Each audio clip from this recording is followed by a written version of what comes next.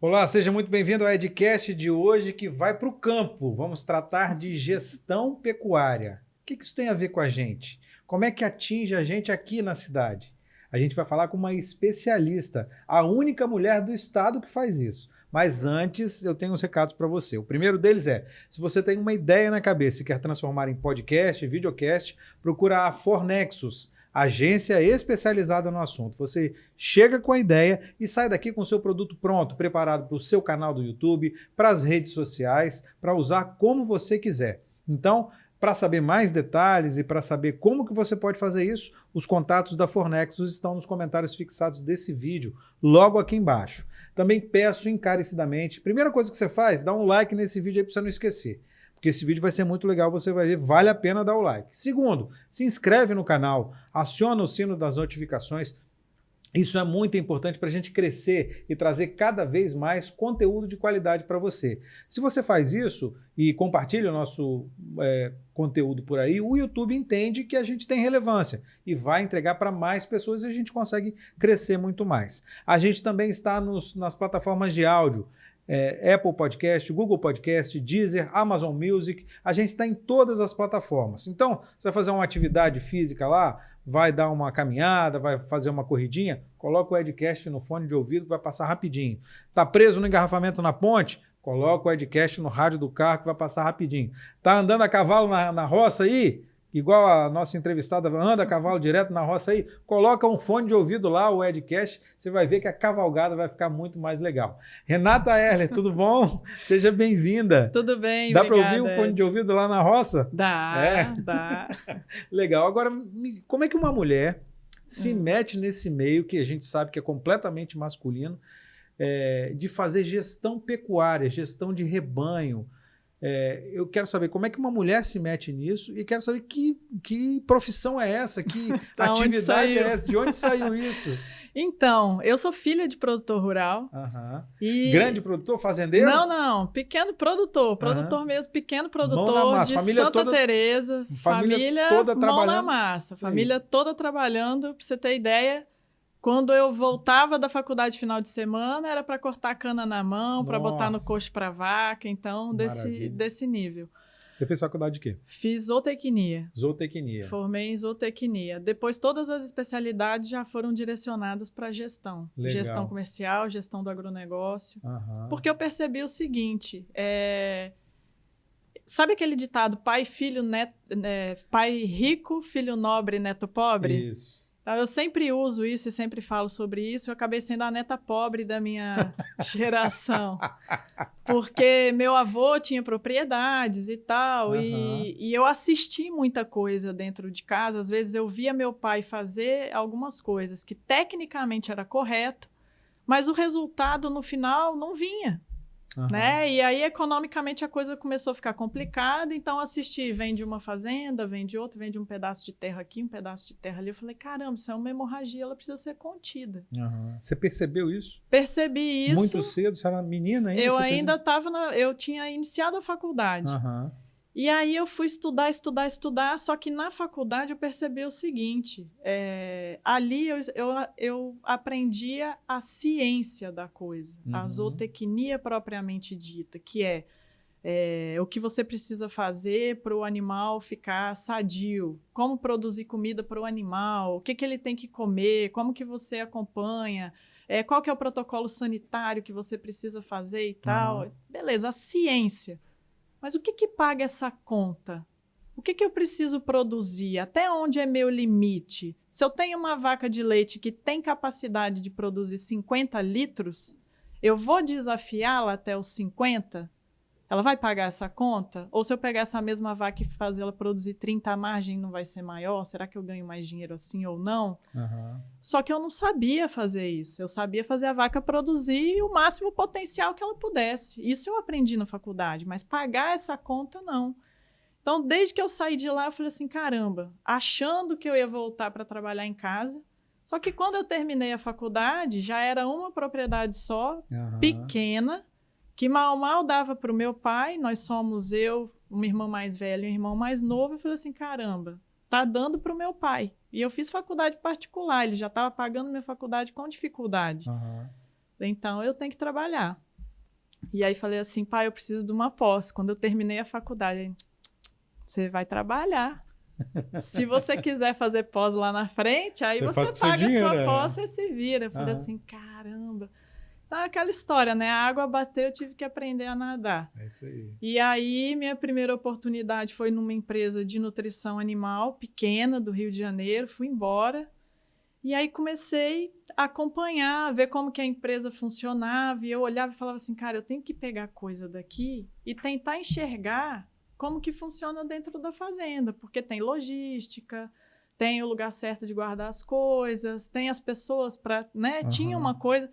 que eu não conseguia enxergar nas fazendas. Na fazenda era sempre o peão, aí tinha um faz tudo, e não percebia uma organização propriamente dita, sabe? Era sempre apagar fogueira. Ah, aconteceu, faltou água, não sei o quê, corre lá. Ah, quebrou a cerca, tal, corre lá.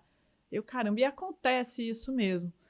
E aí, quando eu entrei numa multinacional, eu percebi que seria uma grande escola. Falei, nossa, eu não estou preparada para tocar uma fazenda. E aí, com gestão de equipe, gestão de pessoas, e aí fui me preparando, trabalhando com gestão comercial, assumi gerência nessa empresa, fiquei um tempão, fiquei 4 anos numa grande empresa, depois fiquei mais 10 em outra grande empresa, todas multinacionais. E aí eu comecei a entender que faltava gestão e como que você montava aquele quebra-cabeça de uma atividade que é interdisciplinar, não é fácil. E eu percebi que pecuária era muito mais difícil do que o que eu imaginava. E mais difícil que a agricultura também. Então, pô, se era mais difícil, por que você foi para essa área mesmo? Esse que era o ponto. Eu falava assim, eu vou ser o ponto de mudança disso tudo. Porque tem solução. Agora, qual que é a solução? Ela não está pronta, mas eu vou achar um caminho. E aí, mergulhei nisso. Sempre foi...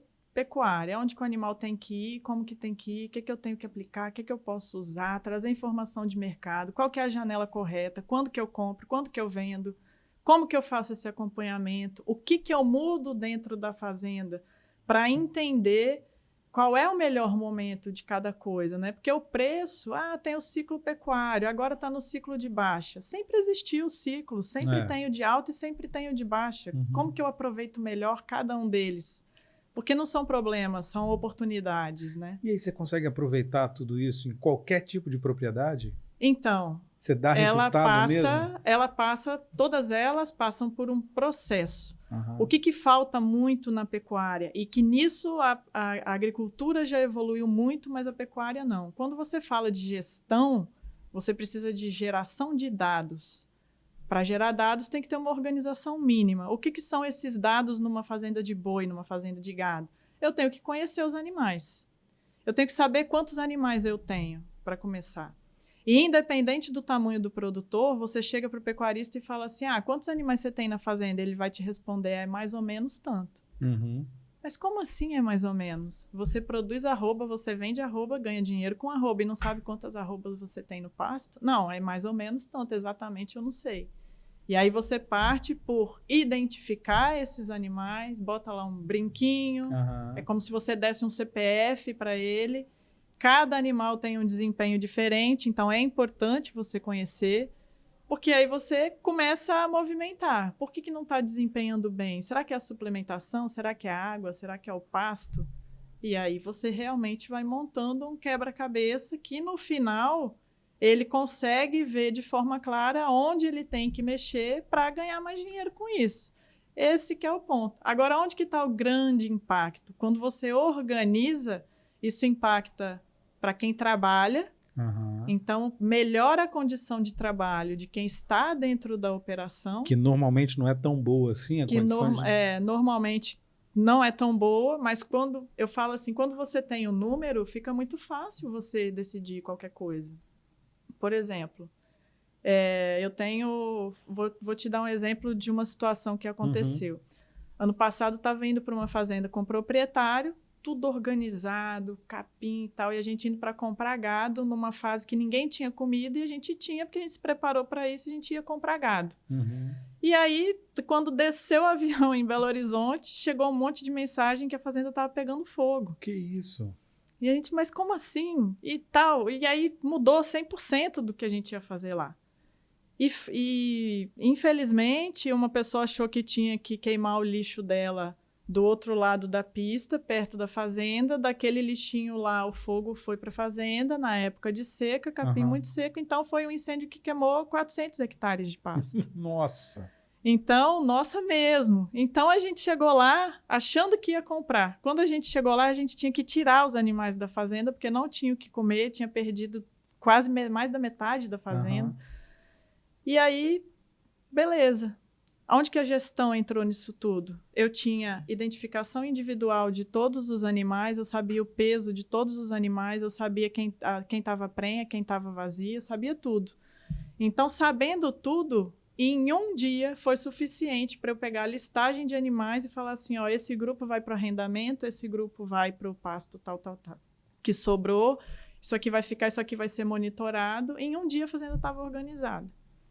E a gente conseguiu arrendamento, já tinha um número de cabeças exato e tal. Então, assim, em 2 dias a gente resolveu um problema que era muito grave.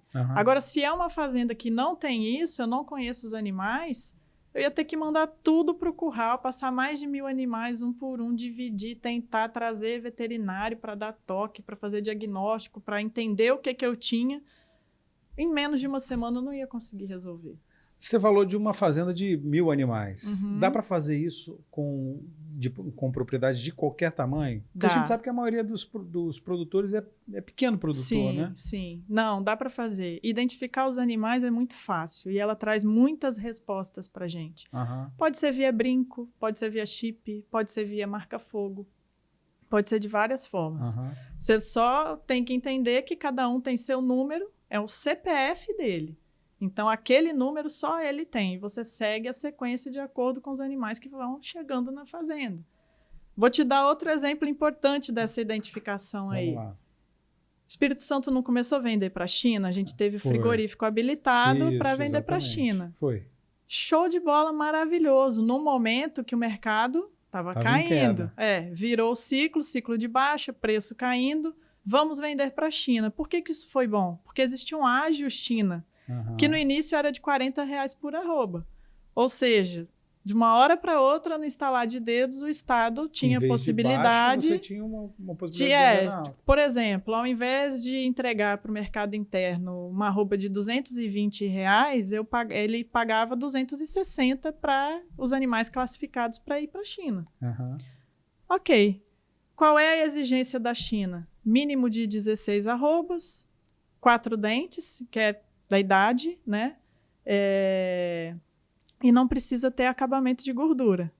Aí, peguei a lista da fazenda, olhei lá a quantidade de animais, nós vamos aproveitar esse ágio China, porque a tendência desse ágio é diminuir e nós estamos no ciclo de baixa. Então, o preço da arroba é uma montanha-russa. A gente não sabe o que vai acontecer, mas não é bom, é negativo.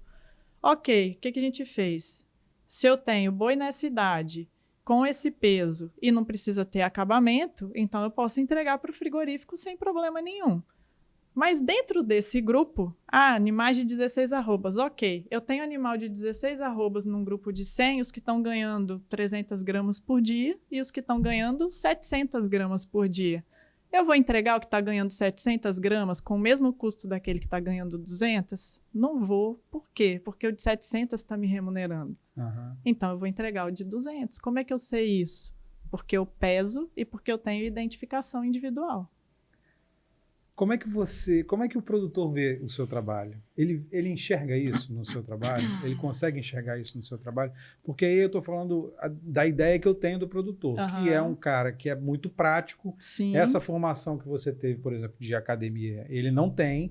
Ele tem a formação da vida, que a vida inteira dele foi no campo. Ele tem a experiência que é muito válida, inclusive, com né? certeza. Mas ele tem a experiência. Como é que você convence o cara de que ele precisa do seu trabalho? Então, ninguém conhece a fazenda dele como ele.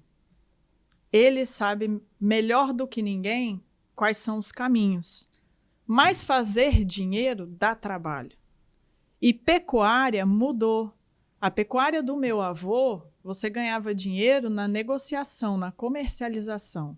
E ninguém se importava em produzir bem. Porque para você produzir...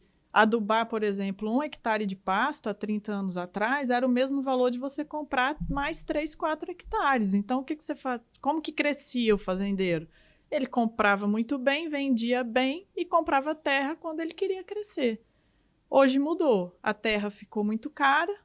Essa relação de troca, que era de 1 boi gordo para 6 bezerros, hoje é 1 boi gordo para 2, às vezes para 1,5, dependendo do momento do ciclo. Então, mudou muito.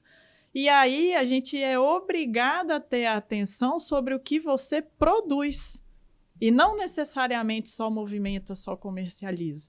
Então, eu preciso produzir uma arroba que tenha um custo mais baixo do que meu preço de mercado. Para isso acontecer, eles precisaram mudar. E aí começou divisão de pastagem, os capins novos surgindo, mais produtivos, que aceitam melhor o pisoteio, aceitam uma carga mais alta de gado. Então, você vê como que vai envolvendo um monte de coisa. E aí é tanta coisa que às vezes ele fica sem resposta. Então, ele percebe que ele precisa de ajuda. E aí aparece a Super Renata para ajudar. Aí... algumas Renatas, né? Existem aí algumas Renatas espalhadas por aí. Então, qual que é nosso papel? Fazer com que ele utilize aquele recurso da melhor forma possível e que isso vai impactar positivamente no negócio dele. A busca é sempre a linha final de lucro. Só que a gente movimenta tanta coisa que para ele enxergar esse resultado, se for pecuária de corte, é 1 ano de trabalho para ele ver o resultado no 2º ano. Então, é 1 ano de organização, de levantamento de dados, de interpretação desses dados para a gente seguir, definir um caminho que vai ser seguido. Não tem receita de bolo, eu acho que esse também é um grande desafio, porque assim... identificação individual, toda fazenda tem que ter. Vai usar da mesma forma? Não. Cada uma vai ter um caminho diferente, porque as pessoas são diferentes, o clima é diferente, as regiões são diferentes, a topografia é diferente. Que trabalheira para ter o churrasquinho lá no final de semana. É difícil. É difícil, né? Como é que é o campo para você? Você atende quantas fazendas? Tudo bem, tá tranquilo. Quantas fazendas você atende? Quantas propriedades você atende? Você trabalha só no Espírito Santo? Como é que é o seu trabalho? Então, nesse tempo todo, eu já passei por mais de 600 fazendas. 600? Isso. Caramba! Aqui no Espírito Santo só? Não, espalhados aí São Paulo, Minas, Mato Grosso, Pará. Você roda tudo? Bahia. Hoje eu tenho, são 7 clientes fixos de contrato de consultoria propriamente dito, mas aí tem mais de 20 clientes que são visita técnica, de resolução pontual de algumas situações, né, que eles precisam e me demandam.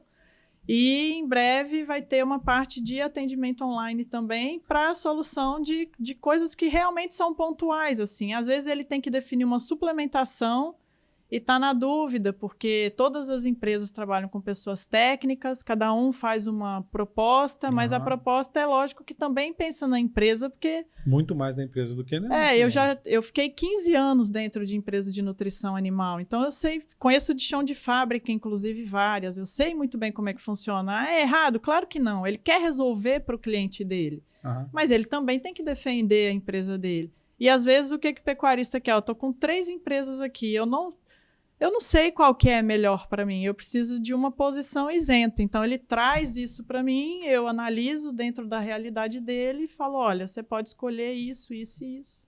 Nesse caminho aqui você vai bem. E aí ele define com os fornecedores, é um dos pontos. Né? Você trabalha muito com dados, tá na cara. Sim. O dado é a sua matéria-prima principal. Não tem jeito. E você tem dados do seu trabalho, o resultado que o seu trabalho dá?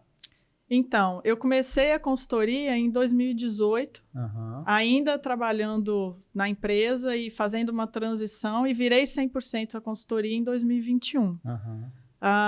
O que, assim, cada fazenda teve um resultado diferente, mas as fazendas de leite teve um caso, assim, vou te falar de casos emblemáticos, né? Porque são muito individuais, assim. Não adianta falar, essa aqui eu multipliquei o lucro, minha média é aumentar o lucro em X%. Cada uma vai ter uma resposta diferente. Mas tem uma de leite que foi emblemática, foi o seguinte, ele tinha lá vacas confinadas dentro de um sistema de compost barn. O que é isso? É um galpão grande, onde as vacas ficam bem à vontade, em cima de um pó de serra, de um local super macio para ela, super confortável, e ela recebe a comida no coxinho ali para ela.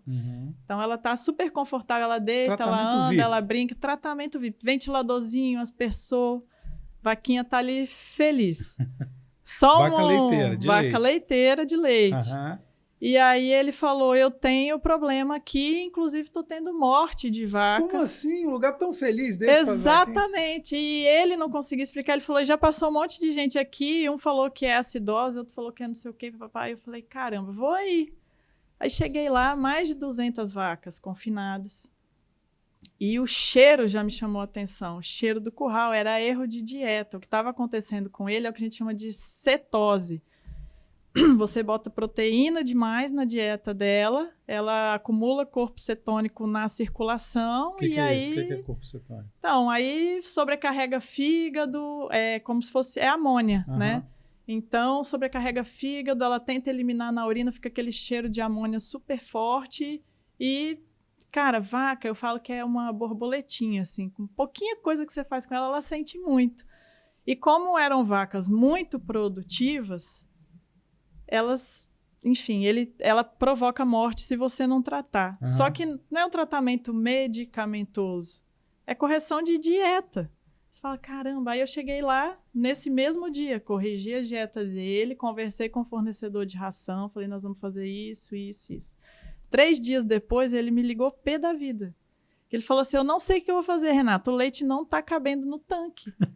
Aí eu comecei a rir, eu falei, você tem 2 opções, ou você compra outro tanque, ou você pede o caminhão do laticínio para vir todo dia agora, porque não vai caber mesmo, entendeu? Então, assim... Isso é sensacional, né? O que você sentiu na hora? Para mim é muito gostoso, porque... é sensacional isso, né? Foi fácil para mim? Foi, mas foi fácil porque eu sei fazer. Agora, para ele era um problema sério. E aí a equipe passa a fazer a coisa diferente também. Quando você chega e acerta, a equipe te ouve com você já ouvidos... fica exatamente. Fala assim, não, ela falou, ela então vamos ter atenção nisso aqui, porque ela está sabendo o que ela está falando, né? Em situações de gado de corte, foram várias, assim, de momento correto, não, vende o gado agora. Não, mas vai subir o preço. Cara, vende, olha a sua margem, você está garantindo sua margem, vende. Aí teve situação que o cara vendeu, e ficou naquela, todo mundo achando que ele era um bobão, porque ele tinha vendido. Depois, 2, 3 meses depois, os caras reclamando, sofrendo, e ele tranquilo. Ele falou assim, ó, muito obrigada. Eu fiquei com medo, mas deu certo, né? Então, o contrário também aconteceu. Do cara que não vendeu e falou assim, porra, devia ter vendido.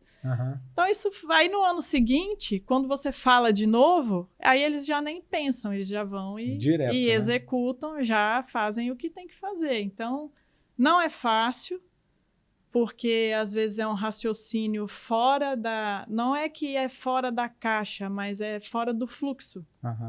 Então, todo mundo está indo para um lugar e às vezes eu pego ele e falo assim, você não vai não. Calma, espera, nós vamos por esse caminho aqui. Então, isso é muito difícil, porque pecuarista, como eles se falam muito, e ao mesmo tempo eles não se ajudam muito, apesar deles se falarem muito, né? Contar muita marra. E aí um acaba atrapalhando o outro. Fala assim, não, você vai fazer isso e tal. Mas eu entreguei meu boi com tal peso. Aí o cara, será que eu entrego com esse peso também? Aí quando você traz o peso real da fazenda e fala assim, não, olha só, você está pesando. Você está vendo o ganho de peso desses animais. Você sabe quanto está custando, quanto você está desembolsando por dia para cada um. Ah, o preço vai subir? Vale a pena você esperar? Primeiro que você não sabe qual o preço que vai ser. O seu custo você tem na mão, você sabe, 10 dias dá para a gente esperar, não impacta muito a margem. Mais de 10 dias não dá. Ele está vendo o número, então ele tem certeza do que ele está fazendo. Esse é o meu trabalho. E o cara que não está olhando, está naquele sentimento, né? Que tem aqueles assim, se eu fizer conta, eu saio do negócio. Mas é justamente por isso que ele tem que fazer, para saber aonde ele vai corrigir, né? Então... impacta em ganho de peso, impacta ambientalmente na fazenda, porque quando você começa a manejar melhor o pasto, Em várias fazendas, assim, a gente já teve impacto em nascente, que já estava 2, 3 anos seca. A gente, em 1 ano, recuperar essas nascentes, porque fazenda precisa de água. Não tem produção animal se não tiver água. Então, recuperação de nascente, recuperação de áreas degradadas. E isso também é o que eu acho muito lindo na pecuária, porque quando você respeita o meio ambiente, você está tratando bem o capim, ele te corresponde com volume e qualidade de comida. Se tem volume, se tem qualidade, você pode botar mais boi e ele vai ganhar mais peso. Então, quando você respeita essa regra, no final ele te devolve com lucro. Olha que coisa maluca. E aproveitando que você está falando disso, a gente está vivendo uma discussão gigantesca com a Amazônia aqui, né? Todo mundo falando de Amazônia. Estão derrubando para fazer pasto. O que você acha disso? É um grande mito, né? A Amazônia para fazer pasto é um grande mito. Porque o que acontece? O que derruba a Amazônia é madeireira. E muitas vezes madeireira ilegal. O gado entra nessas áreas depois que a Amazônia já foi derrubada, que a madeira muitas vezes foi roubada, desviada, levada embora, e aí esses caras soltam o gado lá dentro. O objetivo, o fim, não é pecuária. Inclusive, pro pecuarista, a gente se incomoda. A gente, assim, do meio agro, a gente se incomoda absurdamente, porque nós levamos a culpa de uma coisa que não é nossa. A gente está correndo atrás de produzir mais com menos. Por que a gente está cuidando de pasto, dividindo pasto, adubando pasto? Porque eu não quero derrubar uma árvore mais, e não precisa. Se eu pegar toda a área de pasto brasileira hoje, 70% dela está em algum nível de degradação. Se a gente só cuidar de pasto, a nossa produção pecuária dobra, sem muita dificuldade. E a produção pecuária do Brasil já é muito grande. Já é muito grande. Então, assim, a gente consegue dobrar sem muito esforço, cuidando de pasto. Nosso boi é boi de capim. Aí você vai para os Estados Unidos, você olha lá o grass, vendido num preço diferente, tal, 100% a pasto. E é o nosso produto do dia a dia, é o que a dona de casa leva para casa, sabe? Então, o pecuarista está seguindo esse caminho de produzir mais com menos, de forma eficiente, e é nesse ponto que eu tenho entrado muito e que meu trabalho tem sido muito demandado. Como é que é o pecuarista capixaba? O pecuarista capixaba evoluiu muito. Eu assisti uma mudança de evolução, assim, em nível de manejo, de qualidade de gado. A pecuária aqui, hoje, 99% da carne que a gente consome no Espírito Santo, ela passa por algum como é que chama? Processo. Ela é fiscalizada. Ela passa por algum processo de fiscalização. Quando a gente vai para a Bahia, isso cai absurdamente, assim. 40% da carne da Bahia é fiscalizada, ou seja, 60% do que rola ali não eu chamo de frigomato, sabe? Então, assim, isso é muito ruim. Por quê? Porque você mata o animal lá no meio do pasto, aí não tem a higiene que precisa ter, é uma carne que acaba sendo vendida, às vezes, pelo mesmo preço daquela que passou por todo o processo sanitário, de vigilância dentro do frigorífico, chegou bonitinha, e aí você não sabe o que você está comprando. Então, coloca a segurança alimentar em risco. Então, o capixaba ele se destaca muito por isso. O capixaba é super organizado, sabe? Tem evoluído bastante em relação a nível de gestão, até porque a terra aqui é uma terra bem mais cara, é um estado pequeno, terra mais cara, a agricultura chega junto, então se você não produzir bem, a agricultura vai tomar mesmo sua área, vai tomar seu espaço. Então isso fez com que eles evoluíssem. Então hoje a gente tem gado bom, conseguimos abater, acompanhando o abate técnico assim, a idade ao abate do gado daqui do Espírito Santo reduziu absurdamente. A gente abatia gado de 5 anos, 6 anos, hoje a nossa média aí tá 2 e pouquinho. Então assim... Quanto menor, melhor? Quanto menor a idade? Quanto menor, melhor pelo seguinte, os animais mais novos, eles têm uma carne mais macia. Então, o consumidor ele é ele é sensível à maciez de carne, à qualidade de carne. Então, entram todas as características, né? Acabamento, maciez, o que a gente chama de características organolépticas.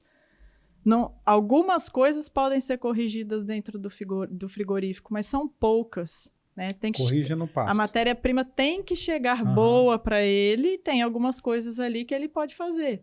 Mas é lá dentro, com a comida, com o bem-estar. Deixa um boi estressado para você ver.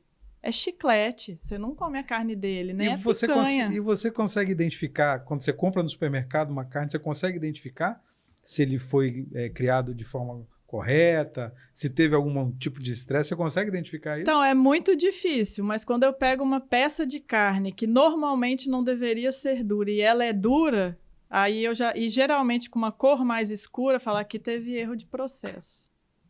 Que possivelmente esse bicho aqui eu apanhou no curral. Passa seu telefone porque eu vou te consultar toda vez que for comprar a carne para churrasco. Então, assim, é engraçado, todos os meus amigos me perguntam, o que eu levo? Qual carne que eu levo? Qual carne que eu levo? Ó, quero fazer bonito lá, o que eu levo? Eles sempre me perguntam. E você responde o quê? Aí eu já mando as que eu sei. Eu falo assim, não, essas aqui não tem erro não, pode ir nessas Aí você aqui. Fala do produtor, da marca da carne? Aí eu já indico algumas marcas, alguns produtores. Aqui no Espírito Santo pode indicar qualquer um? Você tem alguns produtores aqui com marca própria, né? E tem alguns, por exemplo, vamos falar um grande frigorífico aqui, que é o Frisa. Acho que boa parte dos produtores hoje entrega lá, até porque ele é o frigorífico que exporta, né? Isso. Então, a nível de qualidade premium, possivelmente não tem muito erro não se você entrar comprar na Frisa loja é garantido. e está comprando carne mineira, um pouco de baiana, mas capixaba, né? Você sabe comanda a colatina ali é capixaba. Eu já ouvi muitas coisas boas sobre o Frisa, assim. De muita gente sobre os processos todos, sobre higiene, sobre correção, até sobre que eles fazem as coisas muito certinho, né? E tal. E assim, o bem-estar dentro da planta frigorífica, ele é fundamental. Porque senão você compromete todos os seus produtos. O bem-estar não só do boi. Não só em relação à maciez da carne, mas muda a cor, reduz tempo de prateleira. Então, ela afeta economicamente o próprio frigorífico se ele não cuidar disso. Que coisa, né? É o que eu falo às vezes assim, as pessoas às vezes elas julgam e acham que o frigorífico é um matadouro e fico com muita pena dos animais, deve ser um absurdo essa operação e tal. E não é assim que acontece. Só que eles, lógico, todo mundo gosta dos animais, inclusive a gente. Apesar de eu olhar para um boi no pasto, eu já fico desenhando ele assim, picanha, né? Já fico olhando e falo assim, esse tá bom, esse não tá e tal. Não, às vezes eu salivo, assim, mas... mas eu adoro o bicho, eu passo a mão, acho lindo, entendeu? Mas essa é a questão, pecuária tá na Bíblia, né?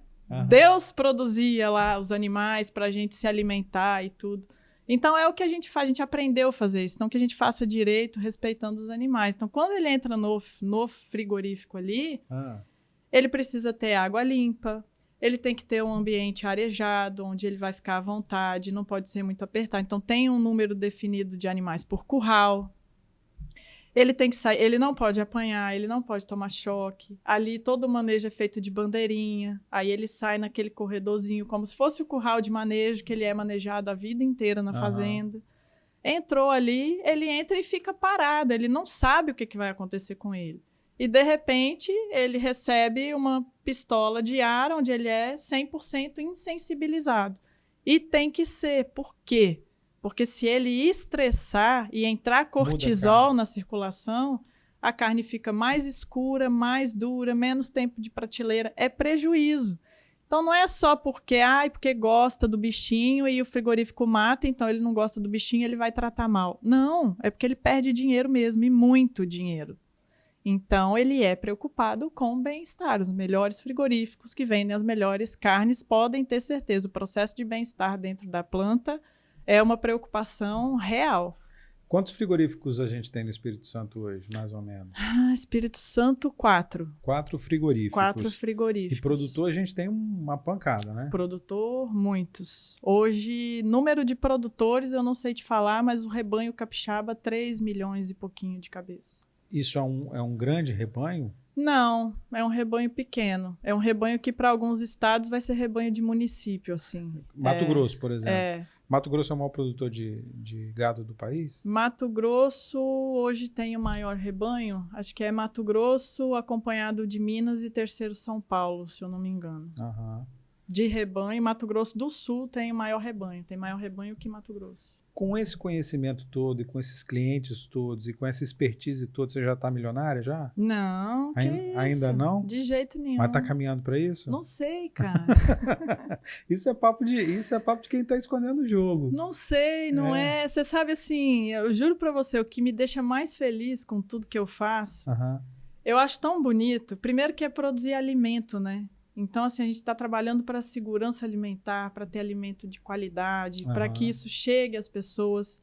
Eu não sou do tipo que quero fazer a carne cara. Eu quero fazer volume de carne para que a carne seja acessível, porque eu sei que é um alimento importante. E bem feita, né? Exatamente. Então, assim, fazer mais com menos é o primeiro ponto. E depois, saindo do alimento e indo para a operação, o que me deixa mais feliz e maravilhada é que meu trabalho ele impacta a vida das pessoas que estão dentro daquele processo. Começa melhorando a forma de trabalho, eu chego dando mais serviço para eles, tirando todo mundo da zona de conforto. Às vezes, isso, assim, sair da zona de conforto incomoda. Então, no primeiro momento, eu gero um incômodo. Mas esse incômodo vem com processos organizados. Esses processos organizados facilitam um pouco o trabalho deles. É difícil no início porque é diferente, não porque é mais difícil. Mas aí eles começam a perceber que, peraí, ficou mais fácil para mim. Quando o resultado começa a vir, o resultado econômico mesmo, você começa a ver aquele cara, funcionário da fazenda, que só tinha uma bicicleta para andar, ele aparece com uma moto. Aquele que não tinha dente na boca, ele já aparece com dente. Aquele que não tinha condição da filha estudar, a filha já começou a estudar. A casa que era de chão batido já passa a ser de piso, já tem um banheiro blindex, a coisa já começa a mudar. E você fala, caramba, eu estou afetando a vida das pessoas. Então, isso, assim, esse objetivo de transformar e transformar para melhor é o que me faz levantar todo dia de manhã e falar, cara, eu tenho que fazer cada vez melhor isso que eu estou fazendo e multiplicar o máximo que eu puder para atingir o máximo de pessoas que eu puder.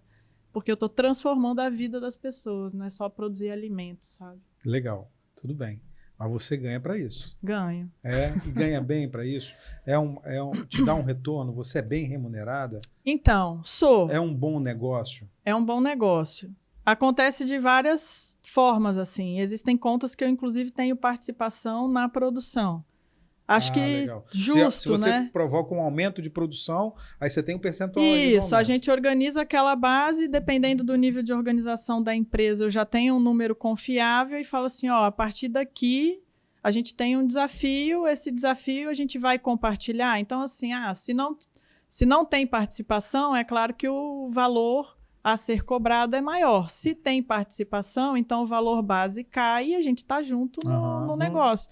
Lógico que não é uma participação, não vou ser sócia dele, mas é para composição de remuneração. E assim a coisa anda, comprometida junto com o negócio do pecuarista. Em média, você dá um retorno de aumento de produção de quanto? Ai, cara, tem fazenda que dobra.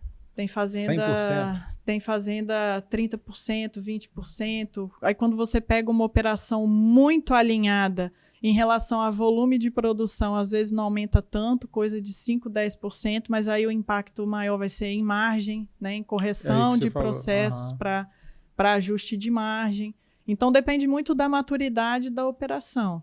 Porque tem fazenda que eu acabo assumindo junto com eles, que é fazenda que ficou há um tempão meio largada lá, degradada. Então, se eu pegar em taxa de lotação, está com 0,7, 0,6 de taxa de lotação. O que é a taxa de lotação? A quantidade de animais que eu consigo colocar naquela área. E aí, com o tempo de trabalho, normalmente, depois de um ano de trabalho, isso vai para 1,5, 2, 2,5, depende da velocidade e capacidade O que é ideal? De investimento que ele tem.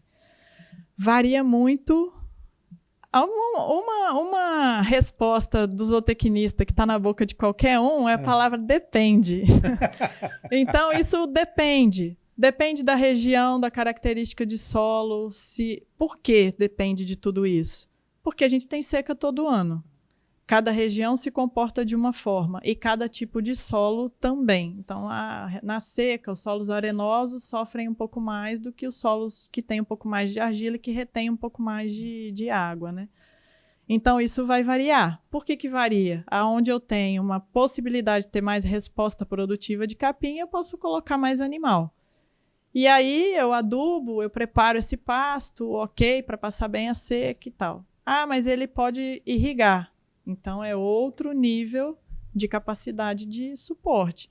Agora, sem adubação, com adubação, numa fazenda sem irrigação, bem dividida, bem manejada, a gente consegue chegar aí numa média de 2,5, 3 UA por hectare, numa fazenda de recria engorda, e numa fazenda de cria, 2 e alguma coisa, dificilmente vai passar disso, porque é mais complicado de manejar o rebanho. Aí você tem que partir para confinamento, irrigação. Qual é a melhor área do Espírito Santo para gado de corte? O norte do estado. Norte do estado. Norte do estado, porque tem uma topografia melhor. É o que é mais plano? Isso.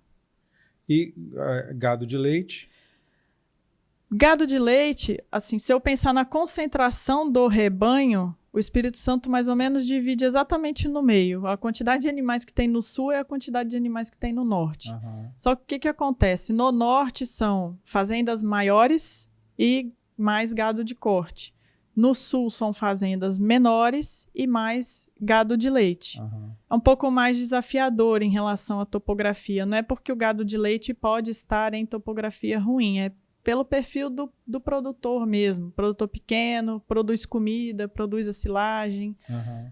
Aproveita o que ele consegue do pasto e trata esses animais no coxo na época que tem que tratar, sabe? Uhum. Mas se eu fosse pensar no ideal, lógico que a topografia mais reta, sem morro, é mais fácil, tudo é mais fácil. O manejo é mais fácil, maquinário, morro é mais complicado por isso também, nem tudo você consegue usar maquinário. Uhum. Então, é lógico, tem tecnologias que ajudam hoje em dia, tem drone, dá para fazer. Hoje você faz adubação, plantio usando drone, né? Isso então, já acontece aqui no Espírito Santo? Já. Não só na pecuária, mas em café, mamão. Já está sendo muito utilizado e muito bem utilizado, sabe? Qual é o tipo de gado que a gente tem aqui no Espírito Santo? As raças? Raça, holandês, girolando, gir, do gado de leite, né? São as melhores? Para leite, nós temos acesso às melhores, sim. Uhum. Gado de corte também, acho que é assim, o que tem de maior representatividade no Brasil, que é a raça Nelore, não é muito diferente aqui no estado. Cruzamento industrial, com Angus, o meio sangue Angus, o famoso Angus, também é feito aqui no estado. Utilizamos algumas outras raças, mas essas são as campeãs, né? Nelore com Angus e assim vai. Você acha que com essa demanda, porque hoje a gente vai numa loja, por exemplo, falo como consumidor que não entendo absolutamente nada dessa parte do campo. Uhum. Vou numa loja, você tem uma disponibilidade de cortes diferentes, até pelo tipo de boi, pelo tipo de carne, a gente tem essa... Você acha que tem espaço para ter criação de outros tipos de gado, introdução de novas espécies, alguma coisa que seja mais rentável ou que seja um paladar diferente para o consumidor final? Você acha que tem espaço para isso? Você acha que tem espécies que se dariam bem aqui e tem um espaço para elas aqui no Espírito Santo? Em relação a raças, né, a gente conseguiria trabalhar com raças diferentes, sim. Eu acho que a pecuária, ela tem uma definição de raça muito bem feita, mas talvez em algum momento a gente vai caminhar muito próximo do que aconteceu com a avicultura e com a suinocultura, que hoje você não fala mais de raças, mas você fala já de linhagem, né? De desenvolvimento de linhagem, ou seja, foram pegando características ideais de cada raça e desenvolvendo as linhagens para você ter um pernil suíno mais magro, com mais carne e tal. Isso tudo foi desenvolvimento genético, né? As raças, elas vêm sendo selecionadas, mas eu acho que em algum momento nós vamos ter desenvolvimento de linhagens para bovino também, sabe? Acho que se você pensar qual que é o objetivo final, a gente tem quem se alimenta de pasto, tem uma coloração de carne um pouco diferente, um sabor um pouquinho diferente, mas você tem que experimentar muito para falar assim, esse é de pasto, esse é de confinamento, né? O animal, para você identificar que ele é de confinamento, ele no sabor, ou você é muito especialista, ou um animal que ficou muito tempo no confinamento, aí realmente você sente uma diferença, assim, de paladar. Mas aí tá no pasto, tem mais beta-caroteno, às vezes um colesterol um pouquinho mais baixo. Então, assim, a gente precisa estudar mais para conseguir trabalhar melhor isso. Não é uma questão só de raça, né? Se você pegar animais diferentes e falar assim, eu tenho o Wagyu que é super marmorizado. Que né? é aquele lá do Japão, que é a carne mais cara do mundo. O que é esse marmoreio? É aquela gordurinha entremeada ali, que deixa a carne super macia. Você já comeu essa? Já, já. Algumas vezes. Fui premiada, tive essa sorte. Você gosta? É gostoso, mas é realmente uma iguaria, assim. Não dá pra você colocar um Wagyu no churrasco. É meio enjoativo, né? É? Você achou enjoativo? Então, assim, você prova, é gostoso, mas manda picanha, vai. Tipo isso. Então, assim, é muito bom. Não tô julgando, é muito gostoso. Acho que realmente tem o seu valor e realmente tem que ser tratado como iguaria. Mas é muita gordura. Então, enjoa mesmo, assim. O brasileiro, principalmente o capixaba, né? Ele passa o dia inteiro fazendo churrasco. Não dá para fazer o dia inteiro churrasco de Wagyu, porque você não vai conseguir comer. Você não vai ter dinheiro também para isso, né? Tem isso também. Mas assim, onde eu quero chegar? Ele tem um super marmoreio, aí você tem o Angus que está no meio do caminho e depois vem o Nelore. Aí hoje, a gente já tem o Nelore com índice de marmoreio mais alto. Assim como eu tenho o Angus puro, tem Angus que entrega marmoreio e tem Angus que não entrega marmoreio. Você fala assim, o que aconteceu? Então, o que aconteceu? Não é só a raça. Ele precisa ter sido bem tratado desde a barriga da mãe. Você consegue para fazer ele esse trabalho? expor aquele potencial genético, para depois que ele nasceu, dar condição para ele expor esse potencial genético que ele tem. E você faz esse trabalho? A gente consegue fazer isso. Olha que maravilha. Então, assim, para você ter ideia, assim como tem Wagyu também que não dá marmoreio. Então, assim, tem todo um processo de alimentação, de tratamento que ele precisa seguir, né? É o processo produtivo inteiro. Então, aí é que entra o 360. De novo, é o processo produtivo. É tudo que envolve aquilo para chegar... O que acontecia comigo no passado, em algumas situações? O cara do açougue, da casa de carne, eu preciso dessa picanha desse jeito aqui. Eu quero produzir isso. É um negócio meio que começava de trás para frente. Caramba, então você vai precisar de pegar uma vaca Nelore, botar um sêmen Angus, tratar essa vaca desse jeito, e mesmo assim, em torno de 15% não vai chegar aqui. Caramba. Entendeu? Aí você fala assim, puta, beleza, ele tá pedindo hoje, eu vou entregar esse produto para ele quando? Daqui 3 ou 4 anos. Que essa vaca tem que emprenhar, a gestação da vaca leva 9 meses, esse bezerro vai nascer, vai desmamar com 7, vai ter que passar pelo processo de recria. Então, um trabalho de planejamento mesmo. A carne que está na sua mesa hoje, ela foi planejada há 3, 4 anos atrás. Entendeu? Então, assim, a gente tem que olhar para o mercado e ver o que o consumidor está pedindo e tomar um pouco de cuidado como produtor, porque, é modinha. Modinha agora de uma coisa que surgiu quando? Mas se você começar hoje, você vai entregar daqui 3, 4 anos. Será que ainda vai estar assim? Será que esse produto ainda vai ser, né? Então, todo negócio tem seu risco, pecuária não é diferente. E aí a gente desenvolve esse processo como um todo. Que legal. E aquela história de tratar a vaca com música clássica, deixar ela o menos estressada possível, para ela produzir mais, tem isso? Tem. Isso é interessante em alguns confinamentos que trabalham com produção de carne premium, porque realmente diminui o estresse do animal. Isso faz diferença no resultado final? Você bota uma música mais tranquila, faz diferença porque diminui o cortisol circulante, como ele está menos estressado, ele come um pouco mais. Então, ele ganha um pouco mais de peso. Você já usou essa técnica? Diretamente em confinamento que eu toco, não. Já visitei vários, já acompanhei número de vários que não eram clientes meus e falar assim, caramba, como do cara falar assim, coloquei a música aqui e comecei a usar a partir daqui. Até aqui, todos os lotes que entraram não usavam. E tem impacto no ganho de peso. Eu falo assim, caramba, se eu ligar um rádio ali, para dizer que não, já para vaca leiteira. Quase todo curral de vaca leiteira no Espírito Santo tem um radinho ligado na hora da ordenha. É mesmo? Deixa as vacas mais tranquilas, mas deixa o peão um pouquinho mais tranquilo também. Entendi. Agora, deixa eu te perguntar. Você falou que o seu pai deu muito murro em ponta de faca por causa dessa coisa da expertise que ele Sim. Foi perdendo. E depois que você conseguiu essa quantidade de informação que você tem, você já está fazendo lá na propriedade da família? Então, eu consegui ajudar ele um pouquinho uns anos depois. Alguns anos depois. Uhum. Porque ele não me ouvia muito, não. Mas aí, o que aconteceu? Hoje a gente são 60 hectares, uma propriedade bem pequena. Tem um pouquinho de gado, mas café, horticultura, né? Tomate, pepino, pimentão Santa Teresa, e tal. né? Santa Teresa, fica em Várzea Alegre. Uhum. Que fica a 30 e quase 40 quilômetros da sede, né, da cidade, mas é município de Santa Teresa. Então é propriedade pequena, meu irmão tá lá com ele, tira um leitinho, mas coisa pequena mesmo. Aí você chega lá, ó, quem manda aqui sou, quem faz o que eu falar. Quem menos manda lá sou eu. Eu chego pedindo benção.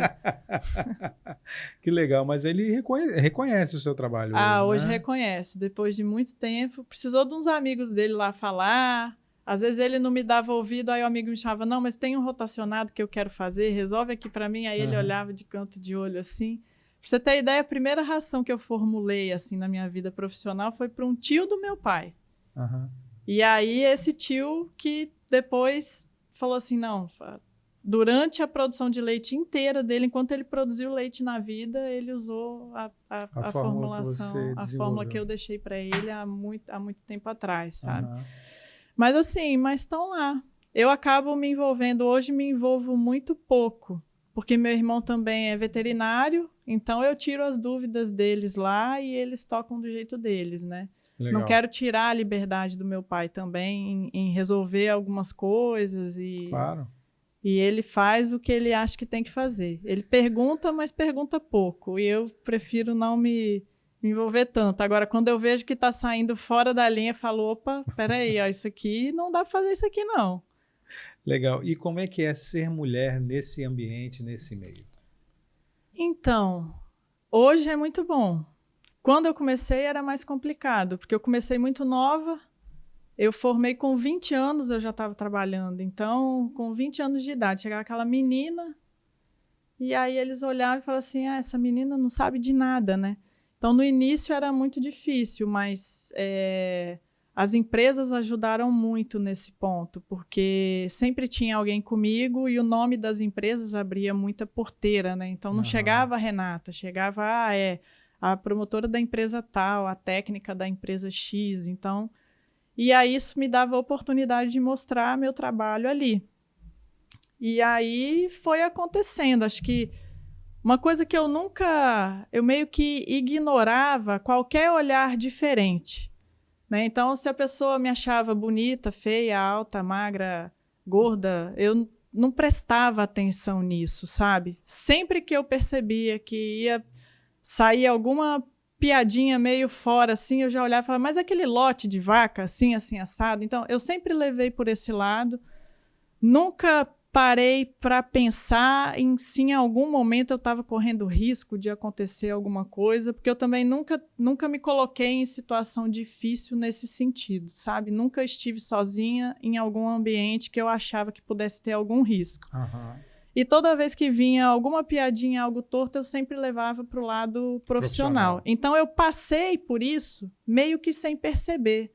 Que eu ignorava solenemente, assim, de verdade. Eu queria, era foco, trabalho, resultado, trabalho, resultado, trabalho, resultado. É o meu trabalho que vai dizer se eu vou conseguir a abertura com eles ou não. Então, eu focava muito no trabalho. E aí, depois de um tempo, eu não esqueço, Na primeira empresa que eu trabalhei, tinha um representante comercial, um senhor, José, e ele visitava as fazendas comigo. E aí a gente chegou numa fazenda de um senhor, e eu como técnica e ele como representante comercial. Conversando com o pecuarista e tal, e ele perguntava e o Zé me cutucava para eu responder. Eu crua, né? 20 anos, imagina. E aí eu respondia, mas aí ele olhava para o Zé e perguntava para o Zé. E aí o Zé respondia tudo que eu tinha acabado de falar. E eu, caramba, mas eu acabei de falar a mesma coisa. E parece que ele não me ouvia, só ouvia o que o Zé falava, né?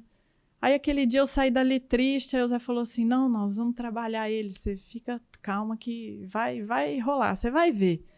E aí a gente foi em outra visita. Aí quando foi na outra visita, mesmo modus operandi, ele perguntava, eu respondia, parecia que ele não ouvia, aí o Zé falava a mesma coisa. Aí o que o Zé começou a fazer? Santo Zé.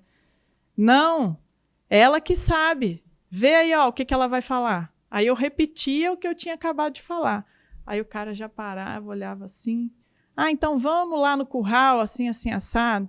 E essa vaca, Zé, o que você achou? Aí o Zé olhava para mim e falava assim, Renata, o que você achou dessa vaca? Ah, Zé, isso. Ó, aí, ó. É isso mesmo. Isso foi a segunda visita. Na terceira visita, esse cara só conversou comigo.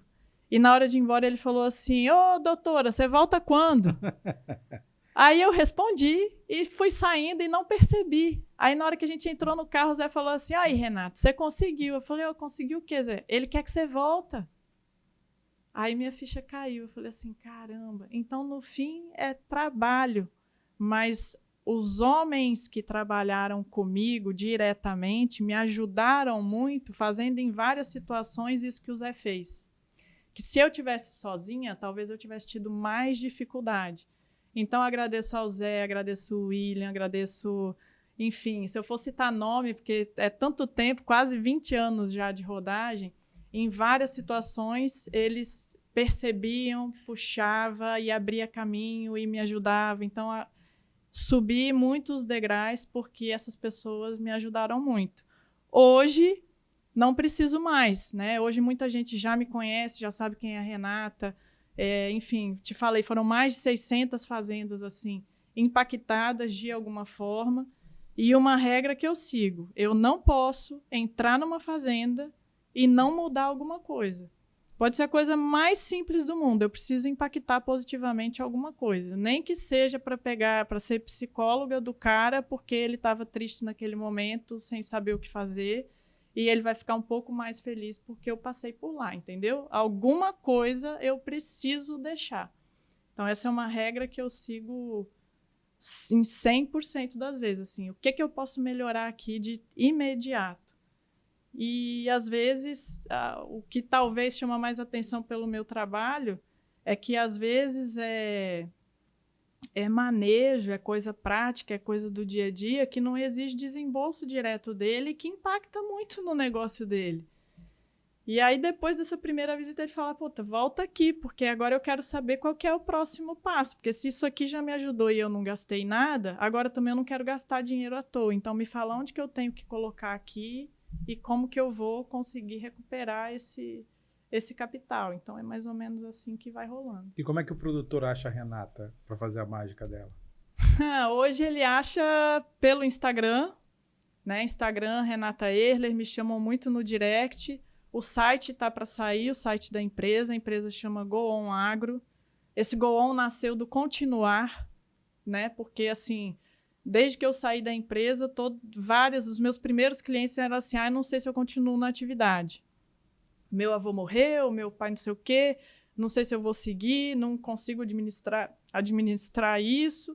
E esse continuar na atividade estava sempre comigo, sabe? Eu falei assim, caramba. E as pessoas... Eu entrava na fazenda e as pessoas ficavam, e a coisa mudava.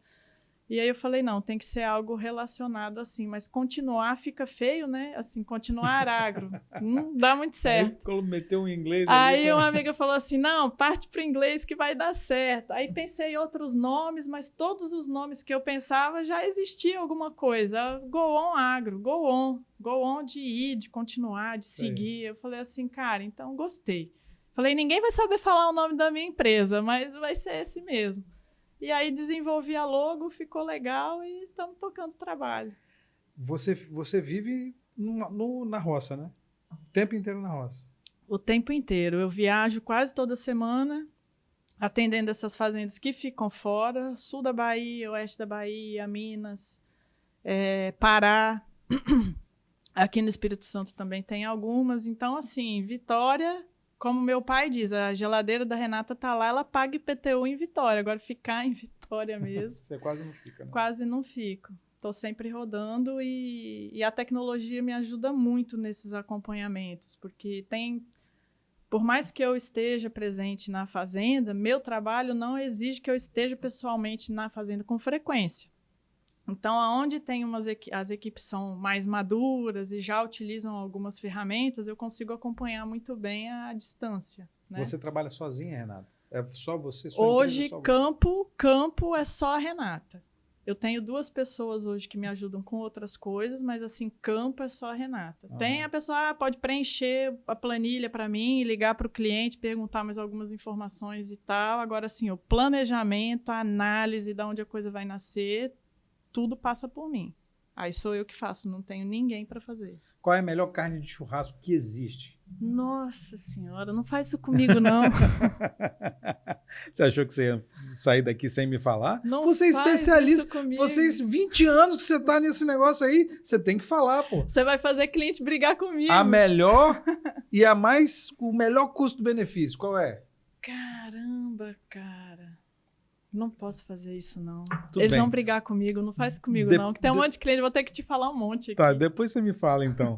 Renata, obrigado, viu? Sucesso para você, tudo de bom, cada vez mais clientes para você, que você consiga impactar dessa forma a vida de muitos outros fazendeiros ou produtores rurais aí que estão precisando. Eu que agradeço a oportunidade de estar aqui conversando com você. Foi muito boa essa conversa. Eu falo que eu tenho que andar com aquelas camisas assim, não fale comigo sobre vaca, porque senão o assunto não acaba, né? A gente vai falando, então... É um trabalho árduo, é um trabalho gostoso. Eu sou apaixonada pelo que eu faço. No início eu tive muita dificuldade em cobrar, para você ter ideia, porque eu faria o que eu faço de graça, de verdade, mas tem que falar baixo. Eu preciso ganhar dinheiro, então assim, tem que me sustentar, então não pode ser de graça. Mas é nesse nível, assim, gosto muito. Eu mergulho nas situações para achar a solução, para ver o que precisa e isso me empolga demais. Você vai ter sua fazenda um dia? Vai produzir gado, o seu gado um dia? Um dia eu vou. Já passei raspando algumas vezes aí e tá no planejamento, sim. Lá em Santa Teresa? Não sei se vai ser lá, não. É? Não sei se vai ser lá, não. Legal, Renata. Lá meu pai quer tirar leite, eu quero produzir carne, então não sei que rumo que nós vamos seguir, não. Acho que não vai ser lá, não. Legal. Obrigado, Renata, mais uma vez. Sucesso. Eu que te agradeço. Obrigada, Ed. Valeu.